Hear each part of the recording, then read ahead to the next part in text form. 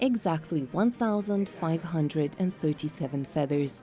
That's the number multiple exhibit curators came up with when they took the time to count feathers on Anna Pavlova's swan dress.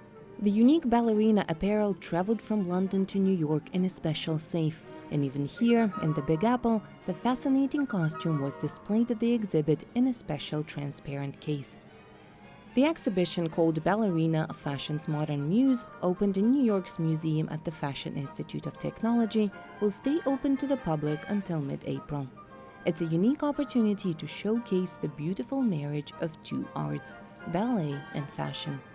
Ballet is an ancient art form, and it's had tremendous impact on culture and fashion throughout the 20th century.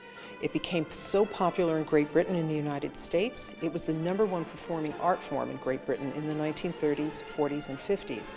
But it's Russia and the Russian artists who we have to thank for this reinvigoration. Coco Chanel, Christian Dior, Pierre Balmain, Valentino, and Yves Saint Laurent.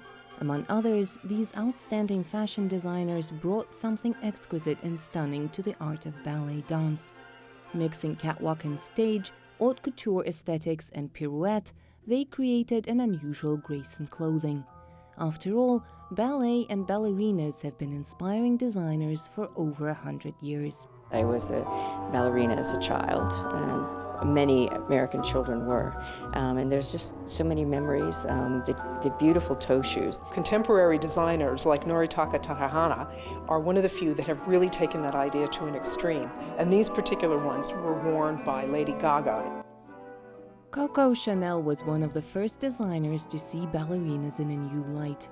She exchanged the familiar ballet tutu skirts for more sleek athletic wear and put up hairdos swapped for neat buns. Beyond the stage, it was the ballerinas that introduced new fashion trends. They became the trendsetters. Enthusiastic ballet fans tried to copy the unmistakable style of Anna Pavlova and her love for furs. And later, this love spilled over to Margot Fonteyn, the muse of Christian Dior and Yves Saint Laurent. It really shows the touch of couture.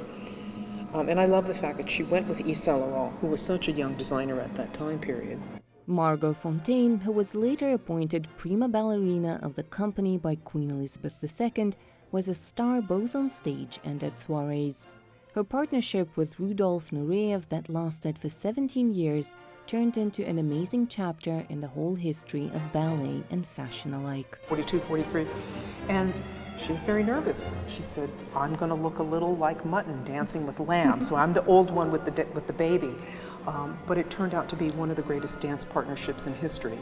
But it's not just sparkles and gems that comprise the exhibit. There are also tiny ballet skirts of the wartime 1940s that were resewn for girls from their moms' dresses. Skirts, tutus, ballet shoes, all this formerly strictly ballet attire easily found its way into today's fashion outside the stage. Their stage today is the city streets, as bright and sometimes just as grueling. For Nina Vishneva in New York, Anna Rice, VOA News.